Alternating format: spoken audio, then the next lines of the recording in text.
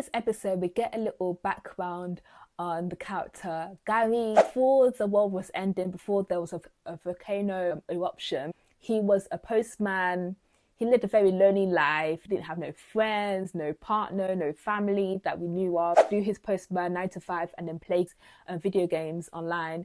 And he met this guy virtually named Ennis. who was like his only friend essentially.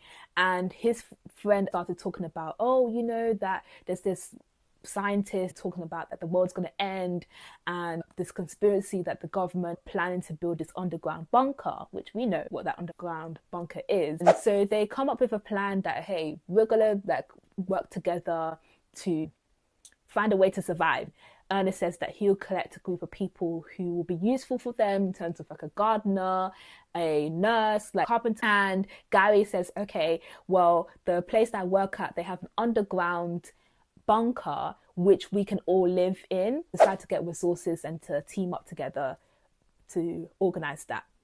On the day when the world was ending, Terri was on the phone call trying to talk to Xavier, giving her last goodbyes that, oh, you know, please be there for our kids. And their phone call ends because there's power cuts happening.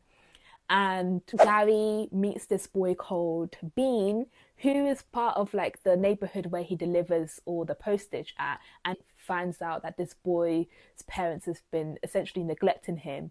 And he decides that, you know what, maybe I should take him as well, along with him and his friend Ernest. And even though Ernest at first was annoyed by that, he said, okay, cool. And then the little boy, like, he gets out of the van and he meets Terri. And so they're together, and Gary decides, okay, you know what? You can come along, Terri can come along. And Gary introduces Terri to the rest of the group, and they end up living in this bunker underneath the post office for like 3 years or so.